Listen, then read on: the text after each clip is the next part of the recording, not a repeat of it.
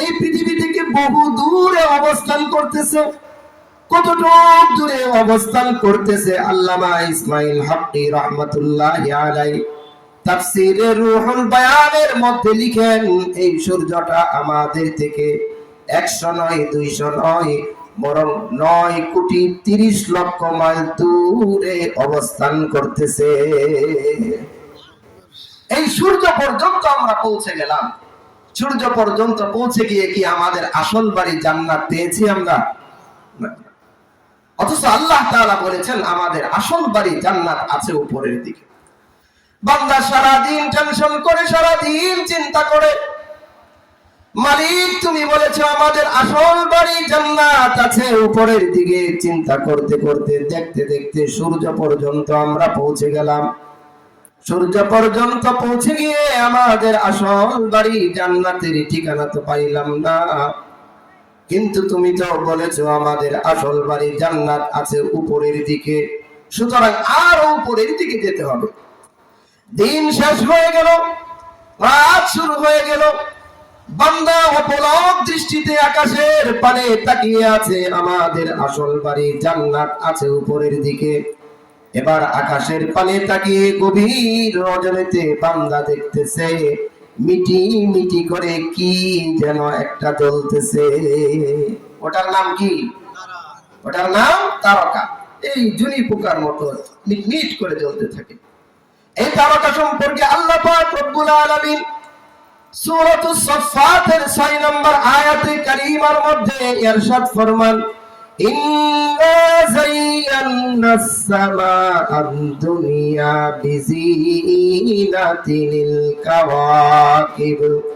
আল্লাহ তাআলা বলেন, বান্দা আসমানকে আমি তারকারাজির সৌন্দর্যের দ্বারা সাজিয়েছি। বান্দা একমাত্র আমার উদ্দেশ্য হলো বান্দা তোমাদেরকে একটু আনন্দ দেওয়া। সুবহানাল্লাহ। এই তারকা পর্যন্ত পৌঁছে গেলাম। ছোট মিটি মিটি করে জ্বলতে থাকে তারকাগুলো, দেখা যায় আসলেই কি তারকাগুলো এতটুকু ছোট? না না, তারকাটা কত বড়, এক একটা তারকা কত বড় এই সম্পর্কে আজ পর্যন্ত কোন বৈজ্ঞানিকরা ধারণা পর্যন্ত দিতে পারে। তবে হ্যাঁ, ইসমাইল হক্কি রহমাতুল্লাহি আলাইহি তাফসীরে রুহুল বায়ানের মধ্যে লিখেছেন তারকাটা কত বড়। এই তারকা কত বড় এটা বোঝার পূর্বে আপনারা একটা বিষয় বুঝুন, আলোর গতি কতটুকু। এই যে লাইট জ্বলতেছে, লাইটের থেকে আলো বের হচ্ছে না?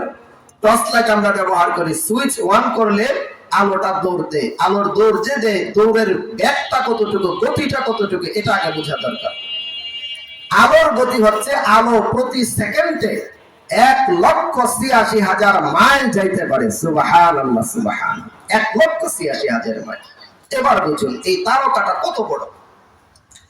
এই তারকাগুলো আল্লাহ পাক রব্বুল আলামিন সৃষ্টি করার পর থেকে নিয়ে, পৃথিবীর সূচনা লগ্ন থেকে নিয়ে তারকাগুলো তার আলোটাকে পৃথিবীর দিকে ছেড়ে দিয়েছে। তার আলো পৃথিবীর দিকে দৌড়াচ্ছে তো দৌড়াচ্ছে, প্রতি সেকেন্ডে 1,86,000 মাইল বেগে দৌড়াইতেছে। আজ পর্যন্ত তারকার আলো এই পৃথিবীর জমিনের মধ্যে এসে পৌঁছায় নাই। সুবহানাল্লাহ সুবহানাল্লাহ, এই তারকা কত বড়। মুফাসসিরিন হযরত লিখেন, সবার উপরে যে তারকাটা আছে, সবার উপরে যে তারকাটা আছে, এই তারকা থেকে নিয়ে এই জমিনের দূরত্ব যতটুকু, ওই তারকা থেকে নিয়ে উপরের দিকে এমন মহা একটা শূন্য অতিক্রম করলে যেই জায়গাটার পরিচয় লাভ হবে, ওই জায়গাটার নাম হলো প্রথম আসমান। সুবহানাল্লাহ সুবহানাল্লাহ। ওই আসমান পর্যন্ত পৌঁছে গেলাম। আসমানের আশপাশে আমাদের আসল বাড়ি জান্নাত। জান্নাত তো দেখা যায় না, কিন্তু আল্লাহ বলেছেন তোমাদের আসল বাড়ি জান্নাত আছে উপরের দিকে। এই প্রথম আসমান থেকে এই জমিনের দূরত্ব যতটুকু, প্রথম আসমানটা আল্লাহ তাআলা মোটাও বানিয়েছেন এতটুকু। সুবহানাল্লাহ সুবহানাল্লাহ। আসমানের কি কোনো খুঁটি আছে? কথা বলেন, কোনো খুঁটি আছে? আমরা বাহ্যিক ভাবে বলি যে আসমানের কোনো খুঁটি নাই, বাহ্যিক ভাবে দেখি আমরা আসমানের কোনো খুঁটি নাই, কিন্তু বাস্তব অর্থেই আসমানের খুঁটি আছে। আসমানের খুঁটিকে যারা খালেস ঈমান ওয়ালা তারাই হচ্ছে দুনিয়ার মধ্যে আসমানের খুঁটি। সুবহানাল্লাহ সুবহানাল্লাহ। এই প্রথম আসমান পর্যন্ত পৌঁছে গেলাম। আমাদের আসল বাড়ি জান্নাত, জান্নাতের ঠিকানা তো পাইলাম না। প্রথম আসমান থেকে দ্বিতীয় আসমান, আবার এমন একটা মহাশূন্য অতিক্রম করলে দ্বিতীয় আসমান, দ্বিতীয় আসমানটা মোটাও বানিয়েছেন আল্লাহ তাআলা এতটুকু। এরপরে তৃতীয়, চতুর্থ, পঞ্চম, ষষ্ঠ, সপ্তম আসমান পর্যন্ত পৌঁছে গেলাম। সেখানে গিয়েও আমরা আমাদের আসল বাড়ির ঠিকানা পাইলাম না।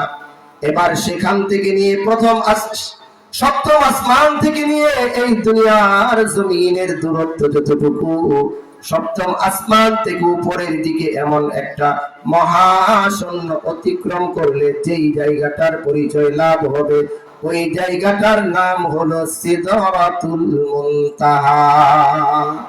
ওই জায়গাটার নাম সিদরাতুল মুনতাহা। আমরা এখন আছি সিদরাতুল মুনতাহার পাশে। আল্লাহ তাআলা এবার ডাক দিয়ে বলেন, বান্দা, তোমাদের আসল বাড়ি জান্নাত।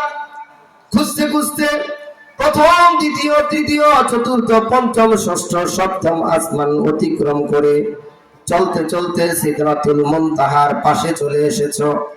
এই বান্দা, কি খুঁজতেছো, কি খুঁজতেছো? আমরা বলি, মালিক রে, আমাদের আসল বাড়ি জান্নাত আমরা খোঁজ করতেছি। আল্লাহ বলেন, জান্নাত খোঁজ করতেছো তাই না? আমরা বলি, মালিক, হ্যাঁ খুঁজবই তো, জান্নাত তো আমাদের আসল বাড়ি। আল্লাহ বলেন, বান্দারে, আর টেনশনের কোনো কারণ নাই, চিন্তার কোনো কারণ নাই। এবার পবিত্র কুরআনের সূরাতুন নজমের 13 এবং 14 নম্বর আয়াতে কারিমার মধ্যে নজর করে দেখো। আমি মালিকের ঘোষণা হলো, ইনদা সিদরাতিল মুনতাহা ইনদাহা জান্নাতুল মাওয়া। এই সিদরাতুল মুনতাহার পাশেই আমি আল্লাহ তোমাদের আসল বাড়ি জান্নাতকে ফিট করে রেখেছি। এই সিদরাতুল মুনতাহার পাশেই আমাদের আসল বাড়ি জান্নাতকে আল্লাহ পাক রব্বুল আলামিন ফিট করে রেখেছেন। তাহলে আমাদের আসল বাড়ি কোথায়? কথা বলে না। আমাদের আসল বাড়ি জান্নাত আছে কোন দিকে?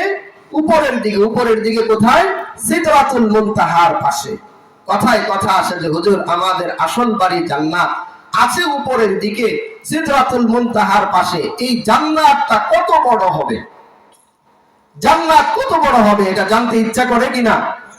সকলেরই ইচ্ছা করে। জান্নাত কত বড় হবে, এই জান্নাত কত বড় হবে এটা বুঝার পূর্বে দুইটা কথা আগে আমাদেরকে বুঝতে হবে। এর মধ্য থেকে 1 নম্বর কথা হলো, এই কথাটা বুখারী শরীফের একটি শরহ ফজলুল বারী কিতাবের মধ্যে এসেছে।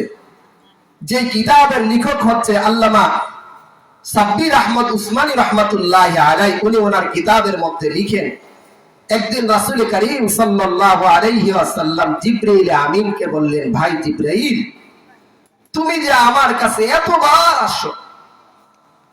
আসলে দেখুন আমরা কত ভাগ্যবান। আল্লাহ পাক রব্বুল আলামিন আমাদেরকে মুহাম্মাদুর রাসূলুল্লাহর উম্মত বানিয়েছেন। সকলে বলি আলহামদুলিল্লাহ। আমরা কত দামি উম্মত, এই তথ্যটা বুখারী শরীফের আরেকটি শরহ কাশফুল বারীর মধ্যে আল্লামা সলিমুল্লাহ খান রাহমাতুল্লাহি আলাইহি লিখেছেন যে আমরা কত দামি উম্মত। আল্লাহ তাআলা আমাদেরকে কত দামি বানিয়েছেন। হযরত মূসা আলাইহিস সালাতু ওয়াস সালাম তুর পাহাড়ে গিয়েছেন। তুর পাহাড়ে গিয়ে আল্লাহর সাথে কথা বলেন। আল্লাহ তাআলা মূসার সাথে একটা নয়, দুইটা নয়, 1,40,000 ভাষায় কথা বলেছেন। সুবহানাল্লাহ, পড়েন সুবহানাল্লাহ। 1,40,000 ভাষায় কথা বলার পর আল্লাহ পাক রব্বুল আলামিন মূসাকে বললেন, মূসা, এতগুলো ভাষায় কথা বললাম, কি কথা বললাম তুমি বুঝেছো কিনা? মূসা আলাইহিস সালাতু ওয়াস সালাম বলে, মালিক, আপনার ভাষায় আপনার যে 1,40,000 ভাষা ব্যবহার করেছেন, এই ভাষার দ্বারা আমি বুঝতে পারলাম 1,40,000 ভাষার মাধ্যমে আপনি শুধু মুহাম্মাদুর রাসূলুল্লাহর উম্মতের প্রশংসা করেছেন।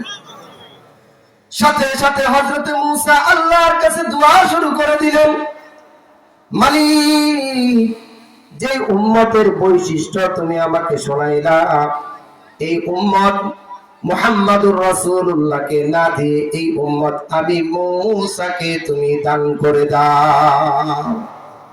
আল্লাহ তাআলা বলেন, মূসা না হুয়াজতাবাকুম, ও মূসা না, এই উম্মত তোমাকে দেয়া যাবে না। এই উম্মতকে আমি আল্লাহ রূহের জগতে আমার হাবিবের জন্য মনোনীত করেছি। রূহের জগতে আল্লাহ তাআলা নিজে স্বয়ং উপস্থিত হয়েছেন। সমস্ত রূহগুলার সামনে আল্লাহ তাআলা উপস্থিত হয়ে প্রত্যেকটা রূহকে এভাবে হাতে নিয়ে আপাদমস্তক উলটপালট করে দেখেছেন। দেখার পর যে রূহটাকে আল্লাহ তাআলার কাছে পছন্দ হয়েছে, যেই রূহটাকে আল্লাহ তাআলা ভালোবেসেছেন, ওই রূহটাকে আল্লাহ তাআলা নিজের কুদরতি হাতে ডান হাত দ্বারা আলাদা করে রেখেছেন। আলাদা করে রেখে রূহের জগতে আল্লাহ তাআলা ঘোষণা দিয়েছেন, দেখো দেখো, এই রূহগুলা সাধারণ কোন রূহ নয়, এই রূহগুলা হবে আমার হাবিব মুহাম্মাদুর রাসূলুল্লাহর উম্মত। আল্লাহ তাআলা স্বয়ং নিজে মনোনীত করেছেন। মূসা তোমাকে এই উম্মত দেয়া যাবে না। এবার মূসা হাত উঠায় আল্লাহর কাছে দোয়া এবং রুনাজারি শুরু করে দিলেন, ইয়া লাইতানি কুনতু মিন আসহাবি মুহাম্মদ সাল্লাল্লাহু আলাইহি ওয়াসাল্লাম, হায়রে আফসোস, হায়রে আফসোস, আমি যদি নবী না হয়ে মুহাম্মাদুর রাসূলুল্লাহর উম্মত হইতাম তাহলে আমার ভাগ্যটা আরো বেশি ভালো হয়ে যেত। আমরা কত দামি উম্মত। কাশফুল বারীর মধ্যে মুসান্নিফ লিখেন, হযরতে আদম আলাইহিস সালাতু ওয়াস সালাম 1000 বছরের অধিক নবী ছিলেন, কিন্তু হযরতে আদম আলাইহিস সালাতু ওয়াস সালামের কাছে জিবরাইল আমিন ওহী নিয়ে আসতেন মাত্র 50 বার। কতবার? মাত্র 50 বার ওহী নিয়ে এসেছেন। হযরত নূহ আলাইহিস সালাতু ওয়াস সালাম দীর্ঘ 950 বছর নবী ছিলেন, ওনার কাছে জিবরাইল আমিন ওহী নিয়ে এসেছেন মাত্র 38 বার। হযরতে ঈসা আলাইহিস সালাতু ওয়াস সালামের কাছে আসছেন মাত্র 10 বার। কিন্তু আমার আপনার নবী মুহাম্মদুর রাসূলুল্লাহ সাল্লাল্লাহু আলাইহি ওয়াসাল্লাম নবী ছিলেন মাত্র 23 বছর। এই 23 বছরের মধ্যে জিবরাইল আমিন মুহাম্মদুর রাসূলুল্লাহর কাছে একবার নয়, দুইবার নয়, এই 23 বছরের মধ্যে 24,000 বার জিবরাইল আমিন ওহী নিয়ে আসছেন। সুবহানাল্লাহ। এমনকি মুসনাদে আহমদের এক রিওয়ায়াতের মধ্যে এসেছে, শুধু একদিনে জিবরাইল আমিন মুহাম্মদুর রাসূলুল্লাহর কাছে ওহী নিয়ে আসছেন 24 বার। সুবহানাল্লাহ, সুবহানাল্লাহ। মুহাম্মদুর রাসূলুল্লাহ জিবরাইল আমিনকে জিজ্ঞেস করলেন, ভাই জিবরাইল, তুমি যে আমার কাছে এতবার আসো, এতবার আসো, ও জিবরাইল, তোমার চলার স্পিডটা কত বেশি, কত দ্রুত তুমি চলতে পারো, এটা আমি মুহাম্মদুর রাসূলুল্লাহর কাছে একটু তুমি বলো। এতবার যে আসো, তোমার চলার স্পিডটা কতটুকু, এটা আমার কাছে বলো। জিবরাইল আমিন বলেন, ইয়া রাসূলুল্লাহ, ইয়া হাবিবাল্লাহ, আমার চলার স্পিড কত বেশি এটা আমি আপনাকে বলে বোঝাতে পারবো না, কিন্তু আপনি যেহেতু জানতে চেয়েছেন, আমারও বলতে ইচ্ছা করে, কিন্তু বলা তো সম্ভব না। আমি আপনাকে একটা উদাহরণ দিচ্ছি, এই উদাহরণ থেকে আপনি বুঝে নেন আমি কত দ্রুত চলতে পারি। মুহাম্মদুর রাসূলুল্লাহ বলেন, ভাই জিবরাইল, দাও দাও, উদাহরণ দাও, কি ধারণা দিবে? এবার জিবরাইল আমিন বলেন, ইয়া রাসূলুল্লাহ, ইয়া হাবিবাল্লাহ, আপনার অনেক পূর্বে একজন নবী ছিল, সাইয়্যিদিনা হযরতে ইউসুফ আলাইহিস সালাতু ওয়াস সালাম। ইউসুফ আলাইহিস সালাতু ওয়াস সালামকে তার ভাইয়েরা মিলে কূপের মধ্যে ফেলে দিয়েছেন। ফেলে দিয়েছেন না দিবেন? ফেলে দিয়েছেন। আচ্ছা, একটা কূপের মধ্যে একটা মানুষকে যদি ফেলে দেওয়া হয়, নিচ পর্যন্ত পৌঁছতে কতক্ষণ লাগবে? 2-3 সেকেন্ড। ইউসুফ আলাইহিস সালাতু ওয়াস সালামকে কূপের মধ্যে ফেলে দিয়েছেন। এমন মুহূর্তে আমি সিদরাতুল মুনতাহায় অবস্থান করতেছিলাম, আল্লাহ পাক রব্বুল আলামিন আমাকে ডাক দিয়ে বললেন, জিবরাইল, দুনিয়ার জমিনের দিকে তাকিয়ে দেখো, আমার মুহাব্বতের নবী হযরতে ইউসুফকে তার ভাইয়েরা মিলে কূপের মধ্যে ফেলে দিয়েছে। ও জিবরাইল, তোমার প্রতি আমার নির্দেশ হলো, ইউসুফ পয়গম্বর পানির মধ্যে পৌঁছার পূর্বে তুমি তোমার নূরের পরের উপর হযরতে ইউসুফকে বসায়া দিবা। সুবহানাল্লাহ। জিবরাইল আমিন বলেন, ইয়া রাসূলুল্লাহ, ইয়া হাবিবাল্লাহ, আমি আশ্চর্য হয়ে গেলাম। মাত্র কয়েক সেকেন্ডের ব্যাপার, আমি সিদরাতুল মুনতাহা থেকে এখানে কিভাবে পৌঁছবো আল্লাহর উপর তাওয়াক্কুল করে আমি আমার নূরের পাখাগুলো ছেড়ে দিয়ে একটা টান মারলাম। হযরতে ইউসুফ পানির মধ্যে পড়ার পূর্বেই আমি আমার নূরের পরের উপর হযরতে ইউসুফকে বসায়া নিলাম। এখান থেকে আপনি বুঝে নেন আমার চলার স্পিডটা কতটুকু। এবার মুহাম্মদ রাসূলুল্লাহ বলতেছেন, ভাই জিবরাইল, তোমার চলার স্পিড তো বুঝলাম, তুমি তো অধিকাংশ সময় আমার কাছে মানুষের আকৃতিতে আসো। ভাই জিবরাইল, তোমার বডিটা কত বড়, তোমাকে কত বড় করে আল্লাহ তাআলা বানিয়েছেন সেটা আমি মুহাম্মদুর রাসূলুল্লাহকে তোমার বডিটা একটু দেখাও। তুমি কত বড় এটা আমাকে একটু দেখাও। জিবরিল আমিন বলেন, ইয়া রাসূলুল্লাহ, ইয়া হাবিবাল্লাহ, আল্লাহ পাক রব্বুল আলামিন আমাকে কত বড় করে বানিয়েছেন। পৃথিবীর মধ্যে এমন কোন জায়গায় নাই যেই জায়গার মধ্যে দাঁড়িয়ে আমি আমার পুরা বডিটা আপনাকে দেখাইতে পারবো। এত বড় করে আমাকে বানিয়েছেন। কিন্তু ইয়া রাসূলুল্লাহ, ইয়া হাবিবাল্লাহ, আপনি যেহেতু জানতে চেয়েছেন, আমারও জানাইতে ইচ্ছা করে আমার বডিটা কত বড়। আমি আপনাকে একটা ধারণা দিতেছি, এখান থেকে বুঝে নেন। আল্লাহর নবী বলেন, ভাই জিবরাইল, ধারণা দিতে চাও, দাও দাও, কি ধারণা দিবা? আল্লাহর নবীকে সাথে সাথে জিবরাইল আমিন বলেন, ইয়া রাসূলুল্লাহ, আকাশের পানে একটু তাকান। আল্লাহর নবীজি আকাশের পানে তাকাইলেন। তাকানোর সাথে সাথে দেখতেছেন পুরা পৃথিবী অন্ধকারে আচ্ছন্ন হয়ে গিয়েছে। এবার আল্লাহর নবীজিকে জিবরাইল আমিন বললেন, এবার একটু নিচের দিকে তাকান। আল্লাহর নবীজি নিচের দিকে তাকালেন। এবার বলতেছেন, আবার আকাশের দিকে তাকান। আকাশের দিকে তাকিয়ে দেখে এবার আবার পুরা পৃথিবী আলোকিত হয়ে গিয়েছে। জিবরাইল আমিন ডাক দিয়ে বলেন, ইয়া রাসূলুল্লাহ, ইয়া হাবিবাল্লাহ, কেন পৃথিবী অন্ধকার হয়ে গিয়েছিল জানেননি? বলে, না না, আমি তো জানি না। বলে, আপনাকে আমি যখন বললাম আকাশের পানে তাকান, এই কথা বলার সঙ্গে সঙ্গে আমি আমার নূরের পর্দারা, একটা মাত্র নূরের পর্দারা পুরা পৃথিবীকে ঢেকে দিয়েছিলাম। এখান থেকে বুঝে নেন আমি কত বড়।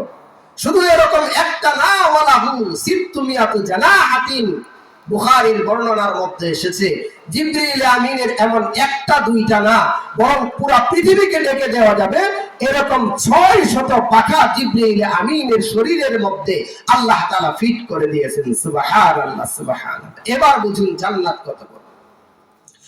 এই জিবরিল আমিন এই বিশাল বডিটা নিয়ে 600 নূরের পাখা নিয়ে এমন একটা বিশাল একটা স্পিরিট নিয়ে আল্লাহ তাআলার কাছে ফরিয়াদ করলেন, দরখাস্ত করলেন। আল্লাহকে বলেন, আল্লাহ, আমি জিবরাইল বড় কপাল পোড়া। শুধু আমি জিবরাইল নয়, সমস্ত ফেরেশতারা কপাল পোড়া। কারণ জান্নাত আপনি বানিয়েছেন, এই জান্নাতের মধ্যে আমি জিবরাইলকে দিবেন না, এই জান্নাতের মধ্যে কোন ফেরেশতাদেরকে দিবেন না। সকল ফেরেশতারাই কপাল পোড়া। জান্নাত তো আপনি আপনার নেককার বান্দাদের জন্য বানিয়েছেন। ও মালিক, যে জান্নাত আপনার নেককার বান্দাদের জন্য বানিয়েছেন, এই জান্নাত কত বড়, কত বড়, আমাকে একটু দেখার অনুমতি আপনি দেন। আল্লাহ পাক রব্বুল আলামিন ডাক দিয়ে বললেন, ভাই জিবরাইল, জান্নাত কত বড় এটা তুমি জিবরাইলের পক্ষে দেখে শেষ করা আদৌ সম্ভব না। জান্নাত কত বড় এটা দেখে তুমি শেষ করতে পারবে না। জিবরাইল আমিন বারবার বলে, মালিক দাও না, অনুমতি দাও না। বারবার চাওয়ার পর আল্লাহ পাক রব্বুল আলামিন এবার জিবরাইল আমিনকে বলতেছেন, আই জিবরাইল, যাও যাও, আমি আল্লাহ তোমাকে জান্নাত কত বড় দেখার জন্য অনুমতি দিয়ে দিলাম। সুবহানাল্লাহ। এই অনুমতি পাওয়ার পর জিবরাইল আমিন জান্নাতের গেটের মধ্যে দাঁড়িয়েছেন, এই বিশাল বডিটা নিয়ে 600 নূরের পাখা একসাথে ছেড়ে দিয়েছেন। আর ওই যে স্পিড, এই স্পিড নিয়ে জিবরাইল আমিন এবার জান্নাতের গেট থেকে উড়া শুরু করলেন। সুবহানাল্লাহ পড়েন সুবহানাল্লাহ। জিবরাইল আমিন উড়তেছেন, ইয়াবকা নামক কিতাবের মধ্যে লিখে 1 বছর নয়, 2 বছর নয়, 70,000 বছর উড়ার পর জিবরাইল আমিন এবার ক্লান্ত হয়ে জান্নাতের মধ্যে বসে পড়লেন। আল্লাহ তাআলা পিছন থেকে ডাক দিয়ে বললেন, এই জিবরাইল, জান্নাত দেখতে চেয়েছো, আমি আল্লাহ অনুমতি দিয়েছি, 70,000 বছর পর্যন্ত উড়েছো, এখন বসে পড়লে কেন? জিবরাইল আমিন এবার মুস্কি হাসি দিয়ে বলে, মালিক, তুমি বলেছো জান্নাত দেখে শেষ করা যাবে না, তুমি যেটা না করেছো এটা কি আদৌ সম্ভব হবে? সুবহানাল্লাহ। মালিক দেখে আমি শেষ করতে পারি, কিন্তু মালিক এই জান্নাত তুমি তোমার নেককার বান্দাদের জন্য বানিয়েছো, জান্নাত কত বড় একটু ধারণা দাও আমাকে মাত্র। আল্লাহ তাআলা বলতেছেন, জিবরাইল, 70,000 বছর পর জান্নাতের কতটুকু তুমি দেখেছো? জিবরাইল আমিন বলেন, আল্লাহ পাক রব্বুল আলামিনকে বলতেছেন, মালিক, 70,000 বছর উড়ার পর জান্নাতের একটি মাত্র খুঁটি আমি দেখেছি। আল্লাহ তাআলা ডাক দিয়ে বলেন, জিবরাইল, একটা মাত্র খুঁটি দেখেছো, সামনে জান্নাতের এরকম আরো হাজার হাজার শত শত লক্ষ লক্ষ কোটি কোটি মিলিয়ন বিলিয়ন অক্টিলিয়ন পরিমাণ খুঁটি এখনো জান্নাতের বাকি আছে। সুবহানাল্লাহ। তাহলে জান্নাত কত বড়! আমাদের আসল বাড়ি কোথায় মনে আছে? শুরু থেকে আসল বাড়ি কোথায়? জান্নাত আছে কোন দিকে? উপরের দিকে। উপরের দিকে কোথায়? সিদরাতুল মুনতাহার পাশে। জান্নাত কত বড় এটা কল্পনা করেও শেষ করা যাবে না। ৫ম নাম্বার কথা, যে আমাদের আসল বাড়ি জান্নাত আছে উপরের দিকে সিদরাতুল মুনতাহার পাশে। জান্নাত বিশাল জান্নাত, এই জান্নাতের মধ্যে নাজ নিয়ামত কেমন হবে, আল্লাহ তাআলা আমাদেরকে নিয়ামত কেমন দিবেন, আগের বক্তা আলোচনা করেছেন, সংক্ষিপ্ত আকারে আমি বলতেছি। জান্নাতের মধ্যে কত নিয়ামত হবে আল্লাহ পাক রব্বুল আলামিন বুখারীর বর্ণনায় বলেন, আ'দাতু লিইবাদিয়াস সালিহিন, জান্নাত আমি আমার নেককার বান্দাদের জন্য বানিয়েছি। মা লা আইনুন রাআত, কোন চোখ জান্নাতের নিয়ামত দেখে শেষ করতে পারবে না। ওয়ালা উযনুন সামিআত, কোন কান শুনেও শেষ করতে পারবে না। ওয়ালা খাতারা আলা কলবি বাশার, কোন মানুষের অন্তর কল্পনা করেও শেষ করতে পারবে না। আল্লাহ পাক রব্বুল আলামিন জান্নাতের মধ্যে জান্নাতি বান্দাদেরকে কি পরিমাণ নিয়ামত দান করবে, কত নিয়ামত হবে এটা কল্পনা করেও শেষ করা যাবে না। আল্লাহ তাআলা যেটাকে বলেছেন কল্পনা করেও শেষ করা যাবে না, সেদিকে না যাওয়াই ভালো। কথা বলেন, কথা ঠিক না বেঠিক? তাহলে আমাদের আসল বাড়ি কোথায়? আছে কোন দিকে? উপরের দিকে। জান্নাত কত বড় এটাও কল্পনা করা যাবে না, জান্নাতের নিয়ামত কত বেশি হবে এটাও কল্পনা করা যাবে না। এই যে আমাদের আসল বাড়ি জান্নাত, জান্নাত থেকে আল্লাহ তাআলা আমাদেরকে নামিয়ে দিয়েছেন। এবার আপনারা বলুন তো দেখি, যে আল্লাহ তাআলা যে আমাদেরকে জান্নাত থেকে নামিয়ে দিয়েছেন, আল্লাহ তাআলাকে আবার আমাদেরকে জান্নাতে উঠাবেন কিনা? কথা বলেন, উঠাবেন কিনা? জোরে বলেন, উঠাবেন কিনা? উঠাবেন। একটা মানুষ যদি উপর থেকে নিচের দিকে পড়ে যায়, ওই মানুষটাকে আবার উপরে উঠানোর জন্য 4টা জিনিস লাগে। কয়টা জিনিস? 4টা জিনিস। কথার কথা, একটা কূপের মধ্যে একটা মানুষ পড়ে গিয়েছে, এই মানুষটাকে উপরে উঠানোর জন্য 4টা জিনিস লাগবে। 1 নাম্বার জিনিস হলো, উপরে যারা আছে তারা উপর থেকে একটা রশি ছাড়তে হবে। কি ছাড়তে হবে? রশি ছাড়তে হবে। 2য় নাম্বার, যেই রশিটা ছাড়বে ওই রশিটা ঢিলে ডালা রশি হলে চলবে না, ছেঁড়া ফাড়া রশি হলে চলবে না, রশিটা মজবুত একটা রশি হতে হবে। 3য় নাম্বার, যিনি নিচে পড়ে গিয়েছেন উনি ওই রশিটাকে মজবুত করে ধরতে হবে, মজবুত করে ধরতে হবে। চতুর্থ নাম্বার, উপরে যারা আছে এবার ওই রশিটা টান দিতে হবে, তাহলেই নিচে পড়ে যাওয়া লোকটা উপরে উঠতে পারবে, অথবা ওঠা সম্ভব না। কয়টা জিনিস লাগবে? চারটা। রশি ছাড়তে হবে, রশিটা মজবুত হতে হবে, এবং নিচে যিনি পড়ে গিয়েছেন উনি রশিটা মজবুত ভাবে ধরতে হবে। উপরের ওলারা টান দিলেই তাহলে নিচের ব্যক্তি উঠতে পারবে, অথবা উঠতে পারবে না। এই যে আমাদের আসল বাড়ি জান্নাত, জান্নাত থেকে আল্লাহ তাআলা আমাদেরকে নামিয়ে দিয়েছেন, আল্লাহ তাআলা আমাদের সকলকে আবার উঠাবেন তো ইনশাআল্লাহ? কথা বলেন, উঠাবেন কি না? উঠাবেন। তো আল্লাহ তাআলা আমাদের জন্য রশি ছাড়তে হবে। রশি ছাড়ার পরে আমরা যারা নিচে আছি, কূপের মধ্যে যে ব্যক্তিটা পড়ে গিয়েছে, ওই ব্যক্তির জন্য উচিত হলো, জরুরি হলো ওই রশিটাকে মজবুত ভাবে ধরতে হবে, মজবুত ভাবে ধরতে হবে। আচ্ছা, একটা রশিকে যদি মজবুত ভাবে ধরতে হয়, কয় আঙ্গুল দিয়ে ধরতে হয়? কমপক্ষে হাতের 5 আঙ্গুল দিয়ে। কয় আঙ্গুল দিয়ে? 5 আঙ্গুল দিয়ে মজবুত করে ধরতে হয়। এখন নিচে যে ব্যক্তি পড়ে গিয়েছে, সে যদি একটু ঘাওড়া টাইপের হয় যে না আমি রশি ধরবো না, তাহলে উপরের ওলারা টান দিলে সে কি উঠতে পারবে? কথা বলেন, উঠতে পারবে?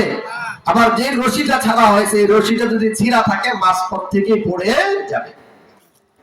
তাহলে রশি যে ব্যক্তি নিচে পড়ে গিয়েছে, ওনার রশিটাকে মজবুত ভাবে ধরার জন্য 5 আঙ্গুল ব্যবহার করতে হবে। কয় আঙ্গুল?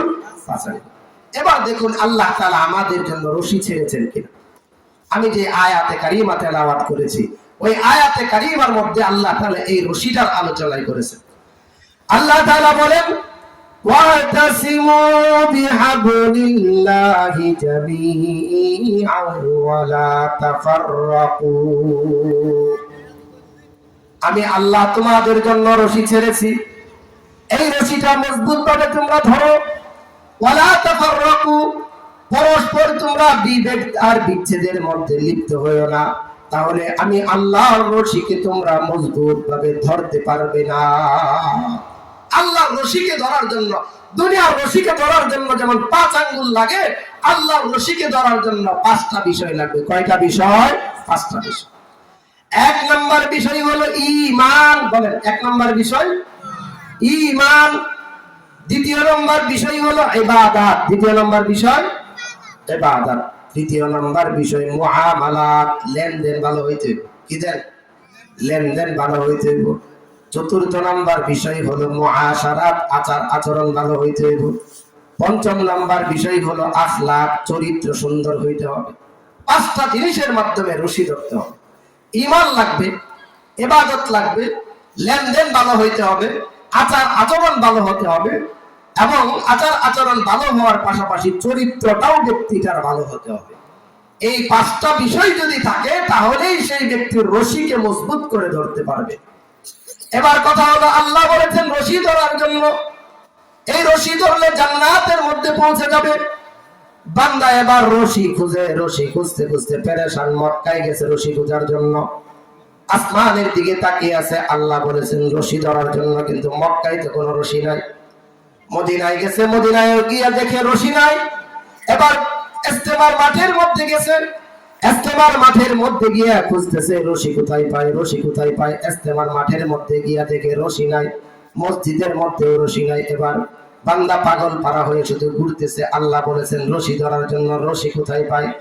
আরেকজন এবার দেখে বট গাছের নিচে বসে আছে, শরীর থেকে কুত্তার মতো গন্ধ আসে। সে বলে রশি খুঁজো, তাই না? বলে হ্যাঁ হ্যাঁ। বলে রশি খুঁজে পাও না? কয় না না। মক্কা মদিনায় রশি নাই, রশি তো আমাদের বাংলাদেশেই আছে, ফরিদপুরে চলে যাও, একটা নয় দুইটা নয়, বরং সেখানে গেলে 8 রশি তুমি ধরতে পারবে। কথা বলেন, কথা ঠিক না ঠিক? আল্লাহ তাআলা কি এই রশি ধরার কথা বলেছেন? না না, এটা কোন রশি? যে আল্লাহ তাআলা বলেছেন ওয়াতাসিমু বিহাবলিল্লাহি জামিআন। এই হাবলুল্লাহর ব্যাখ্যায় মুফাসসিরিন হযরত লিখেন হাবলুল্লাহি আল কুরআন। রশি বলতে এখানে বোঝানো হয়েছে আল্লাহর কুরআন। কাকে বোঝানো হয়েছে? আল্লাহর কুরআন। আল্লাহর কুরআনকে 5টা জিনিসের মাধ্যমে ধরতে হবে। ঈমানের মাধ্যমে ধরতে হবে, ইবাদতের মাধ্যমে ধরতে হবে, মুআমালাতের মাধ্যমে ধরতে হবে, মুআশারাতের মাধ্যমে ধরতে হবে, আখলাকের মাধ্যমে ধরতে হবে। এই 5টা জিনিস থাকতে হবে। কোনো একটা যদি না থাকে, আপনার রশি ভালো করে ধরা হলো না, তাহলে আপনি আল্লাহ তাআলা টান দিলে উপরে জান্নাতের মধ্যেও পৌঁছতে পারবেন না। ঈমান কয় জিনিসের নাম? কথা বলেন, কয় জিনিসের নাম? তিন জিনিসের নাম। কয় জিনিসের নাম? তিন জিনিসের নাম। অন্তরে স্বীকারোক্তি করতে হবে, অন্তরে স্বীকার করতে হবে আল্লাহর বিষয়। দ্বিতীয় নাম্বার জবান দ্বারা উচ্চারণ করতে হবে। তৃতীয় নাম্বার আমল বিল আরকান, আরকান অনুযায়ী আমল করতে হবে। দ্বিতীয় নাম্বার হচ্ছে ইবাদত, সমস্ত ইবাদত পালন করতে হবে। ইবাদত বলতে আমরা শুধু বুঝি নামাজ আর রোজা, নামাজ আর রোজা না, না। মুসলমানের জিন্দেগির 24টা ঘন্টা, 24টা ঘন্টায় প্রত্যেকটা ঘন্টার 60 মিনিট, প্রত্যেকটা মিনিটের 60 সেকেন্ড, সারা জিন্দেগির প্রতিটা কদমেই হবে মুসলমানের ইবাদত। কথা বলেন, কথা ঠিক না ঠিক? শুধু ঈমান আর ইবাদত না, মুআমালাত, লেনদেন ভালো হতে হবে, লেনদেন। এই জন্য দেখা যায় একজন মানুষ নামাজও পড়তেছে আবার দোকানে গিয়ে ভেজাল মাল বিক্রি করতেছে, নামাজও পড়তেছে আবার বাজারে গিয়ে ওজনে কম দিতেছে। কথা বলেন, আছে কি নাই? মুআমালা ঠিক হইতে হবে, মুআশারাত, আচার আচরণও ঠিক হইতে হবে, আখলাক, চরিত্রও ঠিক হতে হবে। এই যে আমরা শুধু মনে করি নামাজ রোজা হজ যাকাতই মনে হয় ইবাদত, লেনদেনকে ইবাদত মনে করি না, চরিত্র সুন্দর করাকে ইবাদত মনে করি না, অথচ এইগুলো ইবাদত। শুধু ইবাদত না, এগুলো পাঁচটার মধ্যে তিনটাই হচ্ছে এগুলো। একটা উদাহরণ দিলে আপনারা বুঝবেন। মুসলিম শরীফের রিওয়ায়াতের মধ্যে আসছে, আল্লাহর তিন বান্দা ব্যবসার জন্য মরুভূমি দিয়ে হাঁটতেছে। চলতে চলতে হঠাৎ করে মরু ঝড় শুরু হয়ে গেল। বান্দাগুলা মরু ঝড় থেকে বাঁচার জন্য একটা পাহাড়ের গুহার মধ্যে চলে গেল। প্রচন্ড আকারে বৃষ্টি এবং বাদল বর্ষিত হলো।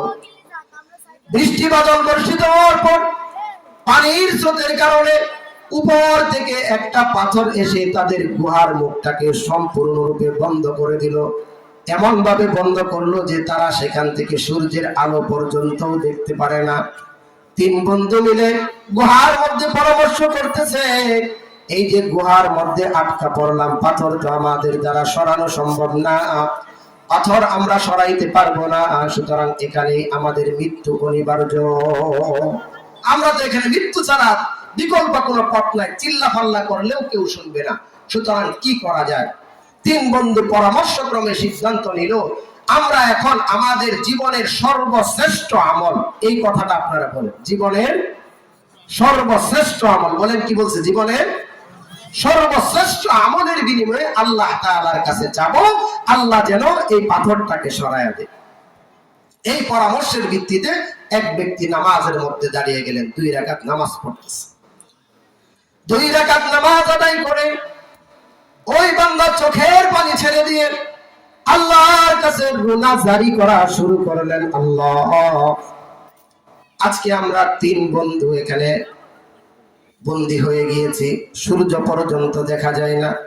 ও মালিক, জিন্দেগির কোনো আমল নাই, জিন্দেগির কোনো আমল নাই, কিন্তু আমার জিন্দেগিতে একটা মাত্র আমল আছে। এই একটা আমল হলো, আমি ছিলাম একজন কৃষক মানুষ, আমি ছিলাম একজন রাখাল মানুষ, আমার অনেকগুলা গরু ছিল। গরু থেকে দুধ দহন করে বাজারে বিক্রি করে আমার সংসার চালাইতাম। আমার সন্তানেরাও এই দুধ পান করে জীবন যাপন করত। এবং আমার দৈনন্দিন একটা আমল ছিল, মা বাবাকে দুধ পান করানোর আগে আমি আমার সন্তানকে কখনো দুধ পান করাইতাম না। একদিন বাজারে যাওয়ার পর বাজার করতে করতে লম্বা সময় হয়ে গেল। বাড়িতে ফিরে এসে দেখি আমার মা ঘুমিয়ে পড়েছে। আমার সন্তানরা এবার রোনাজারি করতেছে, কান্নাকাটি করতেছে, বাবা দুধ দাও, ক্ষুধা পেয়েছে, দুধ পান করব। কিন্তু আমার অভ্যাস ছিল মা বাবাকে দুধ না পান করায় সন্তানকে পান করাই নাই। আল্লাহর কাছে বলতেছে, মালিক, আমার সন্তানগুলো পায়ে পড়ে কান্না করতেছিল দুধ পান করানোর জন্য, কিন্তু মাকে আগে না পান করায় সন্তানকে পান করাই নাই। সারা রাত পর্যন্ত মায়ের শিওরে দুধ নিয়ে দাঁড়াইছিলাম। ও মালিক আল্লাহ, আমার এই কাজটা যদি একমাত্র তোমার সন্তুষ্টির জন্য করে থাকি, তাহলে পাথরটা একটু সরায়া দাও। সঙ্গে সঙ্গে বান্দার মুনাজাত শেষ হওয়ার সাথে সাথে পাথরটা গুহার মুখ থেকে একটু সরে গেল। সুবহানাল্লাহ। এবার ওই ব্যক্তি শেষ। দ্বিতীয় ব্যক্তি নামাজের মধ্যে দাঁড়িয়ে গেলেন, 2 রাকাত নামাজ আদায় করে আসমানের দিকে হাত উঠায় মালিকের কাছে দোয়া করতেছেন, মালিক, আমি ছিলাম এলাকার মধ্যে একজন বড় গৃহস্থের মানুষ, আমার অনেক জমি জমা ছিল, অনেক কাজের লোক আইসা আমার বাড়িতে কাজ করতো। একদিন একজন লোক আমার বাড়িতে কাজ করলো এক ফারাক চাউলের বিনিময়ে। সারাদিন কাজ করার পর সন্ধ্যা বেলায় সে বাড়িতে চলে গেল, আমার কাছে পারিশ্রমিক নিল না। দীর্ঘদিন পর্যন্ত এভাবেই গেল। দীর্ঘদিন পর, দীর্ঘ অনেক বছর পর সে আমার কাছে আসলো। আয়েশা বলল, এই আল্লাহর বান্দা, আমার মজুরি আমাকে বুঝায়া দাও। ওগো মালিক আল্লাহ। সঙ্গে সঙ্গে আমি তার হাত ধরে একটা মাঠের মধ্যে নিয়ে গেলাম। মাঠের মধ্যে নিয়ে গিয়ে বিশাল একদল ছাগলের পাল দেখায় বললাম, তুমি যে আমার কাজ করেছিলে, চাকরি করেছিলে, একদিনের চাউলের বিনিময়ে এই সবগুলা তোমার। এবার ওই দরিদ্র মানুষটা আমাকে বলতেছে, আতাস্তাহজিউনি, আমার সাথে ঠাট্টা করো, একদিনের চাউল কি এতগুলা হয় কিনা? বলে যে আল্লাহর বান্দা শোনো, তোমার চাউল না নিয়ে যাওয়ার কারণে ওই চাউল আমি বাজারে বিক্রি করে ব্যবসা করেছি। ব্যবসা করার পর এটার থেকে ছাগল কিনেছিলাম, আজ এই বিশাল একদল এক পাল ছাগল হয়ে গিয়েছে। এই সবগুলার মালিক হলে তুমি। ওই ব্যক্তি আনন্দ চিত্তে সাথে সাথে একদল ছাগল নিয়ে সেখান থেকে চলে গেলেন। আল্লাহর বান্দা বলতেছে, মালিক, এটা আমার জীবনের সর্বশ্রেষ্ঠ ইবাদত। মালিক, এটা যদি তোমার সন্তুষ্টির জন্য করে থাকি তাহলে পাথরটা আরেকটু সরায়া দাও। হাদিসের মধ্যে এসেছে সঙ্গে সঙ্গে পাথরটা আরেকটু সরে গেল। সুবহানাল্লাহ। তৃতীয় ব্যক্তি নামাজের মধ্যে দাঁড়িয়ে গেলেন। দাঁড়িয়ে গিয়ে আল্লাহর দরবারে বলতেছেন, মালিক, আমি ছিলাম একজন দরিদ্র মানুষ, কিন্তু আমি আমার ফুফাতো বোনকে ভালোবাসতাম, অথবা চাচাতো বোনকে অত্যন্ত মহাব্বত করতাম, ভালোবাসতাম। আমার চাচাতো বোনকে আমি একদিন বললাম যে তোমার সাথে আমার কুপ্রবৃত্তি, মনের কুবাসনা পূর্ণ করতে চাই, তুমি আমার প্রস্তাবে রাজি হয়ে যাও। আমার চাচাতো বোন বললেন, না না। বারবার তাকে ফুসলানোর পর সে বলল, তুমি যদি আমাকে 40 দিনার দিতে পারো তাহলে আমি তোমার সাথে অপকর্ম করার জন্য রাজি আছি। 40টা দিনার আমাকে দিতে হবে। বান্দা মুনাজাতের মধ্যে বলতেছে, মালিক আল্লাহ, আমি দীর্ঘদিন কাজ করে 40 দিনার সংগ্রহ করলাম। তাকে 40 দিনার দিয়ে বললাম, আমার সাথে অপকর্ম করার জন্য প্রস্তুত নিয়ে তুমি চলে আসো। নির্জন একটা ঘরের মধ্যে একত্রিত হইলাম। যখন আমি হাঁটু গেড়ে বসলাম তার সাথে অপকর্ম করার জন্য, সঙ্গে সঙ্গে সে আমাকে বলল, ইত্তাকিল্লাহ ইয়া আব্দুল্লাহ, ইত্তাকিল্লাহ ইয়া আব্দুল্লাহ ওয়ালা তাফুজ্জুল খাতামা ইল্লা বিহাক্কিহি। এই আল্লাহর বান্দা, আল্লাহকে ভয় করো। এই আল্লাহর বান্দা, আল্লাহকে ভয় করো। কেউ দেখে না, কেউ দেখে না। কে দেখেন? চিৎকার করে বলেন, কে দেখেন? আল্লাহ দেখেন। ইত্তাকিল্লাহ, আল্লাহকে ভয় করো। সাথে সাথে ওই ব্যক্তি সেখান থেকে সরে গেল। আল্লাহর কাছে দোয়া করে বলতেছেন, মালিক, আমি ওই কাজটা যদি একমাত্র তোমার সন্তুষ্টির জন্য করে থাকি এবং এটা আমার জিন্দেগির সর্বশ্রেষ্ঠ ইবাদত, এটার বিনিময়ে তুমি আল্লাহ পাথরটাকে একটু সরায় দাও, আমরা যেন গুহা থেকে বের হইতে পারি। হাদিসের মধ্যে এসেছে, তৃতীয় ব্যক্তি দোয়া করার পর সঙ্গে সঙ্গে আল্লাহ তাআলা পাথরটাকে পুরাপুরি ভাবে গুহার মুখ থেকে সরিয়ে দিলেন। সুবহানাল্লাহ। এবার বুঝুন, দেখেন, এখানে প্রথম ব্যক্তি আল্লাহর কাছে তার জীবনে সর্বশ্রেষ্ঠ ইবাদত হিসেবে পেশ করেছে মা বাবার খেদমত। কার খেদমত? মা বাবার খেদমত। দ্বিতীয় ব্যক্তি পেশ করেছে যে একজন ব্যক্তির পাওনা সে পরিশোধ করেছে। তৃতীয় ব্যক্তি পেশ করেছে যে সে আল্লাহর ভয়ে জিনার কাছ থেকে বিরত রেখেছে। এবার বুঝুন, ওই যে বলছিলাম 5টা জিনিস, ঈমান, ইবাদত, ঈমান, ইবাদত, মুআমালাত ঠিক রাখা। ওই যেই ব্যক্তি ছাগল পরিশোধ করছে সেই ব্যক্তি তার মুআমালাত ঠিক রেখেছে এবং আল্লাহকে বলেছেন, আল্লাহ, এটা আমার জিন্দেগির শ্রেষ্ঠ ইবাদত। আর মুআশারাত, আচার আচরণ ভালো হওয়া চাই। যেই ব্যক্তি মায়ের সাথে ভালো আচরণ করেছে সে আল্লাহর কাছে পেশ করেছে যে আল্লাহ, আমার মুআশারাত, আচার আচরণ সবচেয়ে ভালো ছিল। এবং তৃতীয় ব্যক্তি আল্লাহর কাছে পেশ করেছে যে আল্লাহ, আমি আমার চরিত্রটাকে সংশোধন রেখেছিলাম, আমি আমার চরিত্র কখনো বিনষ্ট করি নাই। আল্লাহ, এই উসিলায় তুমি পাথরকে সরায়া দাও। আল্লাহ তাআলা তার দোয়াও কবুল করেছে। এবার ভালো করে বুঝেন কথাটা। কোন ব্যক্তি কি বলছে যে আল্লাহ আমার হজের উসিলায় বলছে? বলছে হজের উসিলায়? যাকাতের উসিলায় বলছে যে না, হজের উসিলায় বলে নাই, যাকাতের উসিলায় বলে নাই, দানের উসিলায় বলে নাই। একজন মুআমালাত ভালো, লেনদেন ভালো ছিল, আরেকজনের আচার আচরণ করা ভালো ছিল, আরেকজনের চরিত্র ঠিক ছিল। এই জন্য আল্লাহ পাক রব্বুল আলামিন তাদের দোয়াকে কবুল করেছেন। তাহলে আল্লাহ তাআলা যে রশি আমাদেরকে ছেড়েছেন কোরআন, এই কোরআনকে 5টা জিনিস দ্বারা ধরবো তো আমরা ইনশাআল্লাহ। ঈমান ঠিক রাখবো, ঈমান, সকলে বলেন 1 নাম্বার ঈমান ঠিক রাখবো, ইবাদত ঠিক রাখবো, লেনদেন ঠিক রাখবো, আচার আচরণ ঠিক রাখবো, এবং নিজের চরিত্রকে আমরা বিশুদ্ধ করার চেষ্টা করব ইনশাআল্লাহ। আল্লাহ পাক রব্বুল আলামিন আমাদের সকলকে এই কথাগুলোর উপর আমল করার তৌফিক দান করুন। ওয়া আখির দাওয়ানা আলহামদুলিল্লাহি রাব্বিল আলামিন। আসসালামু আলাইকুম ওয়া রাহমাতুল্লাহি ওয়া বারাকাতুহু।